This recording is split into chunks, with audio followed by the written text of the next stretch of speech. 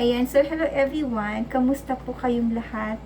My name is Miss Jess and kung bagong bisita ka dito sa ating channel, welcome po and welcome back sa inyong lahat.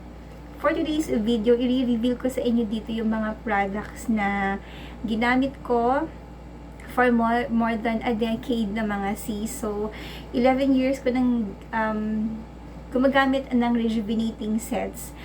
Alam ko na hindi safe gawin yon, pero kasi meron ako mga strategies or yung mga ginagawa ko personally to protect my skin from yung mga melasma and from damaging yung skin. Kasi alam natin kapag rejuvenating set, ito is talagang nagkakaroon ng micropeel and napapalitan yung ating mga skin. And I know din na hindi safe gawin yon. Pero ako kasi, sobrang ingat ko din gumamit ng mga products. I make sure na yung mga products na ginagamit ko is approved ng, FDA ba? Okay. FDA approved mga sis. FDA ba? Yes? Okay. Can comment down below.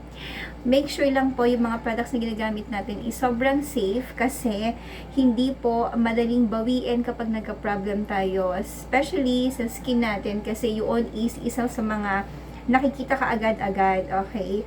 So, isi-share ko sa inyo dito yung mga ginamit ko at patuloy kong ginagamit up to this time. Also, yung mga pag-iingat na ginagawa ko para hindi naman masunog yung ating mga balat.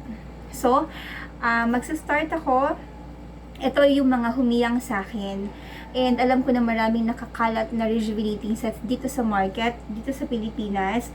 Pero ito yung mga rejuvenating sets na paulit-ulit kong ginagamit. At ito yung ginagamit ko ng mahabang panahon. Kung natatandaan nyo, pumutok si Dr. Alvin, kung hindi ako nagkakamali, year 2010, 11, ganyan. And yung rejuvenating set na yun is naaalala ko, ito siya, naaalala ko na sobrang tapang niya sa mukha. So, yun yung pinakaunang-unang ginamit ko na rejuvenating set sa mukha ko, which yun is nagbigay naman ng flawless and talagang, kintab face talaga mga sis. Okay, using yung Dr. Alvin nung mga time na yun. And then, syempre, minintain ko yun. I think, ginamit ko siya for more than a year. Pero, ang ginawa ko kasi using Dr. Alvin mga sis is talagang nagtatago ako sa initan. As in, hindi ako nagpapaaraw. Or, kung kailangan talaga nating sumugod sa arawan, make sure na naka-sunblock tayo ng todo-todo. And, kailangan nakapayong tayo. So, yun yung mga way na ginagawa ko to protect pa rin yung aking skin from harmful, yung mga damaging effects mga sis. Nakakatakot magkaroon ng melasma kasi kapag nagkaroon ka na ng melasma, parang mancha na yun sa mukha. And ayoko namang mangyari yun. Okay? Yun is talagang super kinis dun sa mukha. Super parang binalatan talaga yung mukha mo. And yun naman kasi during that time, tiis ganda kasi talaga nakakatakot gumamit nun kasi mahapdi din siya sa mukha. Alright. Ngayon, after ni Dr. Alvin, gumamit ako ng Skin Reborn Essential. Etong Skin Reborn Essential na to is maganda sa skin kasi hindi siya mahapde. Plus, yung toner kasi nun is, yung toner kasi nun is very mild sa skin. Plus, yung toner na ginagamit doon is once a day lang siyang gamitin. Hindi katulad ng ibang rejuvenating sets na talagang twice a day required mo siyang gamitin. Si Skin Reborn Essentials is very effective sa pagtatanggal ng melasma. May mga clients kasi ako na ginagamit yon. And to be honest, yun talaga yung nakatanggal ng mga melasma nila. Kaya yun, yung product na yun, since online seller ako, is talaga hinahanap-hanap talaga ng mga tao yun. Ang nabigay sa akin na skin doon is talagang very natural pa rin, no? Nothing too special, pero alam mong safe ka gamitin yung product na yon. And kahit pa ulit-ulit mo siyang gamitin, walang problema kasi maganda siya sa skin and safe din siya. Of course, we have to protect our skin sa sun kasi to be honest, yun talaga is isa sa mga nakakasira ng skin. Actually, siya yung top 1 na nakakasira ng skin natin. And then, after nun, nag-start na ako sa negosyo. Nag-start ako ng online business, which is, try ako magbenta ng Fairy Dermaset. So, Fairy Dermaset is maraming packaging na sa ngayon yung lumabas since 2016 or 17. Marami ng packaging ang lumabas, and ngayon nakailang palit na ng packaging yon. Pero yung pinakaunang-unang-una naging reseller ako ng Fairy Dermaset, yun is matagal na panahon ko siyang ginamit kasi maganda talaga siya sa skin. Plus, makinis, as in makintab na makinis, na sobrang lambot niya, at saka sobrang maganda siyang tignan kasi parang ka naka-blush on. Parang medyo mapula-pula yung mukha mo, medyo pinkish yung mukha mo. And matagal kong ginamit si Fairy Dermaset. Actually, sobrang nakakamiss yung mga araw, mga panahon yun, mga sis.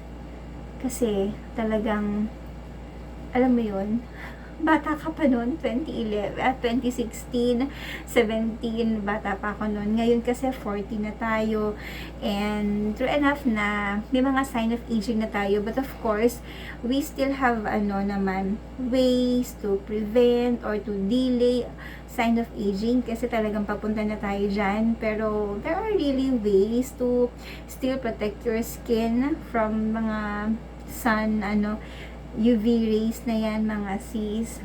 And after nun, syempre online seller tayo, so kailangan nating mag-try ng ibang products. Ngayon, nakilala ko si NYX Skin. Ito ay yung dating may-ari ng Lily's Touch Miracle Cream. And si NYX Skin naman is, yun naman is talagang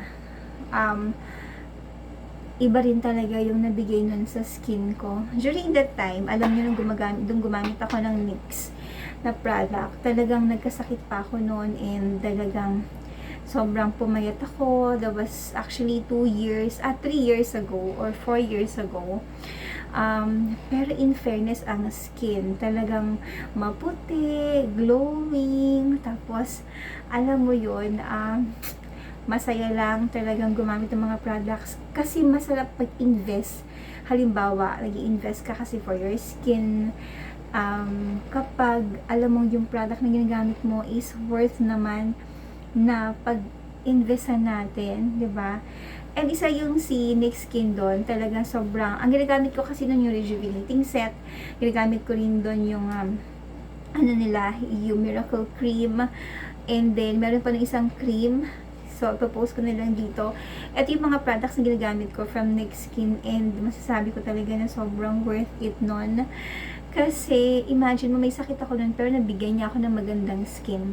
Tatry ko mag-attach ng picture dito, nung mga panahong yon na ginagamit ko ang NYX Skin. And, sa totoo lang, sobrang worth it na mga products na sinishare ko sa inyo ngayon. And kung available pa rin sa market itong mga to, pwede kayong mag-try ng para sa inyo, kung ano yung hihiyang sa inyo. Of course, ngayon kasi hindi ko na siya masyadong mahalap kasi, pag nanay ka na, sobrang busy. Sobrang busy talaga, mga sis. Pero okay lang yan. Minsan hindi na ako gumagamit ng rejuvenating set, hindi dahil sa hindi ko gusto yung brand. Kung hindi, tamad na ako, saka sobrang antok na ako, pagod na rin ako paggabi. So, ayun. And, yung pinaka-last, actually, ito yung current na ginagamit ko ngayon kasi, tulad nga ng sinabi ko, tamad-tamad tayong gumamit ng rejuvenating set, pero, alam mo yung, makakakuha ka lang dito malapit sa akin. Okay. So, distributor din tayo ng Skin Magical, and alam natin kung gaano ka-safe to. Bakit ko nga ba nasabing safe to?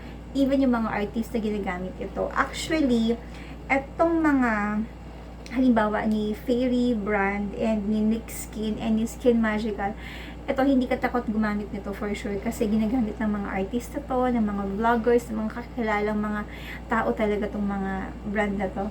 Anyway, si Skin Magical is siya, very natural looking yung ibibigay niya sa yung effects sa skin. Hindi ko lang alam kung bibigyan ng justice, pero kasi hindi ako regular na gumagamit ng rejuvenating set. Ngayon, parang pasumpong-sumpong na lang kung kailan ko gustong gumamit at kailan ko siya hindi nakakalimutan. But so far, as you can see, wala po tayong problem, melasma. Wala so far. And, masasabi ko talagang very effective. Tsaka yung lighting natin, wala rin tayong,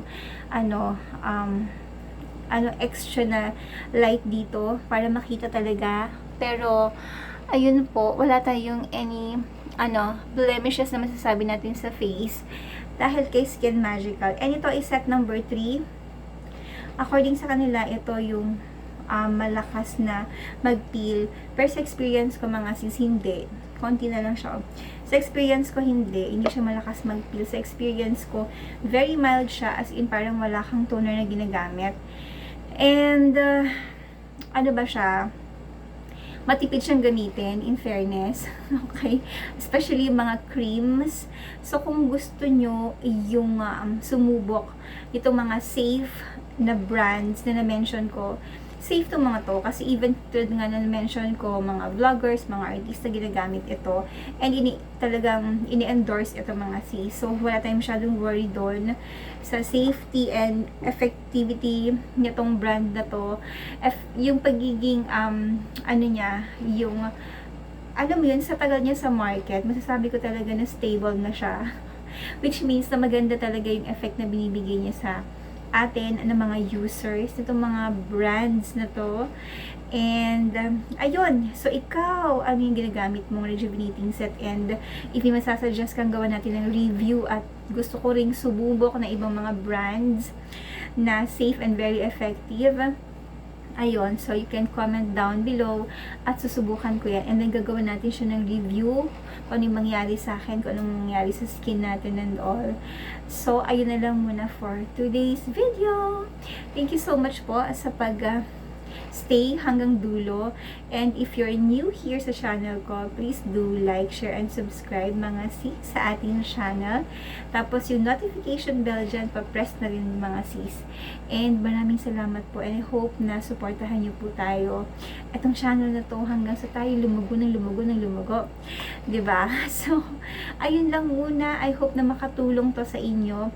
Kasi as you can see, wala naman tayong any negative reaction sa skin. Kahit na 11 years na tayong gumagamit ng rejuvenating set, non-stop yon. If gusto nyo ng more depth detail about this, nagawa tayo ng separate video and question and answer portion sa marami pa akong mga nagamit na rejuvenating sets, pero to be honest, yung iba kasi nagkaroon tayo ng problem, like hindi ko na natuloy. For example, si Prestige, kasi sobrang tapang nun, ganon, ang daming mga kati-kating nangyari sa akin, ganyan. Kaya mga minention ko sa inyo dito, ito talaga yung pinaka-safe sa lahat ng mga brands na nasa market ngayon. Anyway, thank you so much everyone sa pag-stay sa akin hanggang dito. Yun nga, at ulitin ko, kung may mga comments and suggestions kayo dyan, you can comment down below. Thank you everyone, and stay safe po. Always remember, God is good, and the Lord is just a prayer away, no? May the good Lord continue to bless and keep us all. The Lord bless the work of our hands. Okay? Bye for now!